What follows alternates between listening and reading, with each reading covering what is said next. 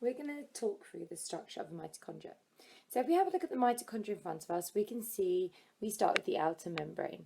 So this outer membrane is actually a barrier. It's a membrane just like any other, made of phospholipid bilayer and proteins.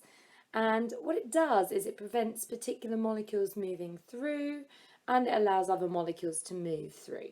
Okay, so it's a partially permeable membrane.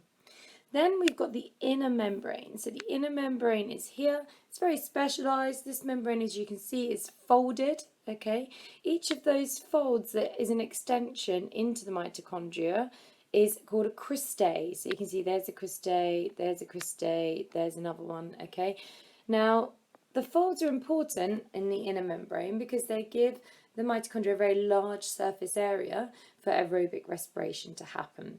Embedded in the membrane, the inner membrane, are going to be enzymes in a particular order so that aerobic respiration can occur. Then we have this intermembrane space. So that's basically the space between the outer and the inner membrane, represented in this diagram by the yellow colour that you can see.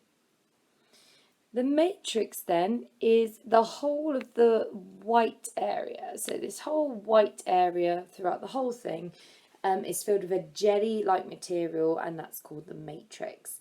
Inside there, you're going to find a lot of proteins and a lot of lipids as well.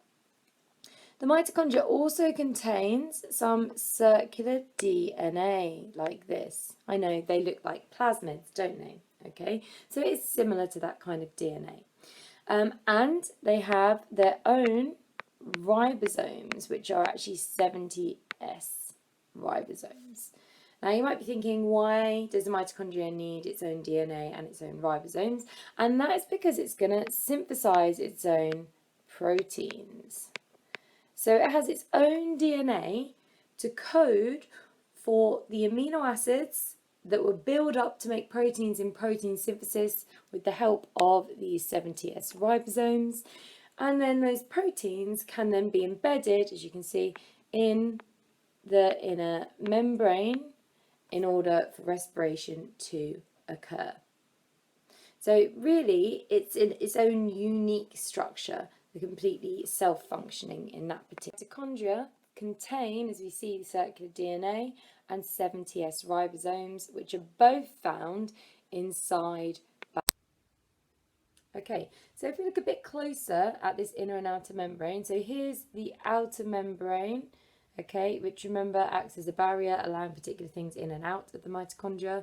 Here's the inner membrane that we can see represented by the blue line. Embedded in that inner membrane, we've got some intrinsic proteins. So that's proteins that are going all the way through the membrane, and we've got some others that are probably extrinsic proteins as well that might not go all the way through the membrane. So if we have a look at these ones in particular, they're actually really important. So they'll be embedded in the membrane, in the inner membrane, in a particular sequence. And for example, when you come later on to learn about respiration, you'll learn about hydrogen ions building up in this intermembrane space.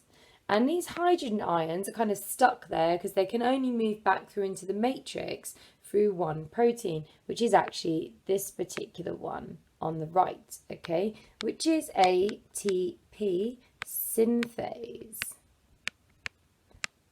So these hydrogen ions can move back down through this protein into the matrix, and as they do that, this protein is able to synthesize ATP. So really, the intermembrane space and the proteins embedded in the inner membrane are very important in as well. What else do we need to know about the mitochondria? Well, if we have a look at this cell, it contains 2 mitochondria, okay? Now, if I was to remove those mitochondria from the cell in a lab, that cell cannot make any more mitochondria. It will be without mitochondria, which means eventually it will run out of ATP for cell processes. So these mitochondria are actually really special, okay? Mitochondria are thought to have been engulfed by a cell a long time ago. So a larger cell engulfed a type of bacteria that lived on its own out in the environment. Okay, and this bacteria had the potential to harness glucose to release ATP through using the glucose and the oxygen together in this aerobic respiration. Now, this larger cell that you can see on the right, okay, is thought to have engulfed this smaller prokaryotic cell and have actually then kept that smaller cell inside of itself and supplied that smaller cell with what it needs. So we supply that smaller cell with glucose and oxygen, and that smaller cell would then give the larger cell ATP, which is synthesized in respiration. And this is thought to be what's called endosymbiosis, this theory. So the idea that the smaller cell was taken into the larger cell, and the larger cell gave the smaller cell what it needed, and the smaller cell gave the larger cell what it needs. So they live symbiotically. So that means they're both benefiting from the relationship. Now, there's quite a lot of evidence for this. One piece of evidence was what I talked about earlier. So the fact that if you were to take that mitochondria out of the cell, like we have over here, okay, then the cell can't actually make any more mitochondria. These mitochondria are quite special in that actually they replicate themselves, okay. So if I was to demonstrate that here, so that mitochondria actually replicates itself by splitting into two. Now, this might remind you of bacteria. It's called binary fission. So as it splits into two, it creates two new mitochondria. And that's how the mitochondria replicate inside the actual eukaryotic cell.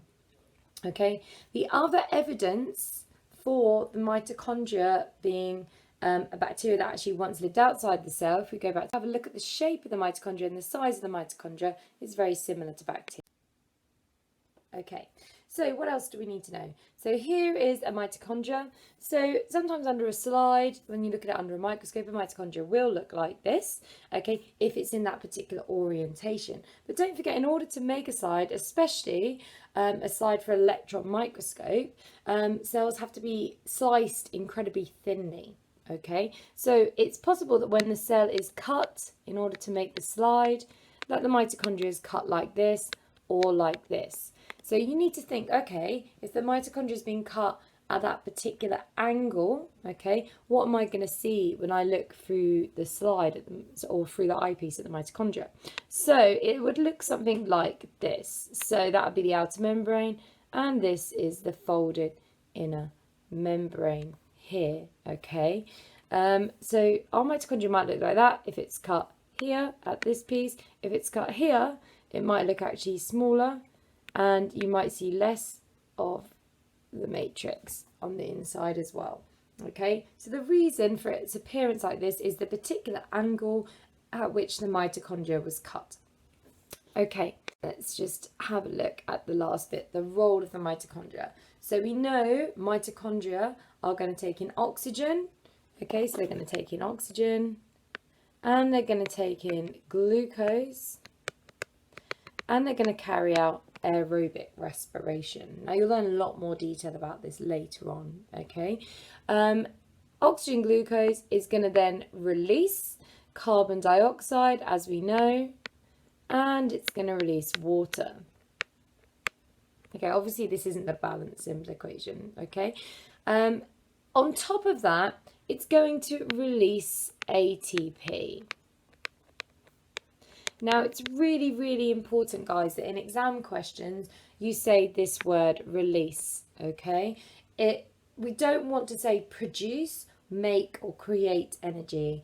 The reason all of those are incorrect is, if you remember, energy can never be created or destroyed, okay? So if we say that in aerobic respiration, energy is released, that's absolutely fine, and ATP is released, and that ATP is going to be used in cellular processes such as protein synthesis, that needs ATP, active transport, cell division, all of those cell processes require ATP.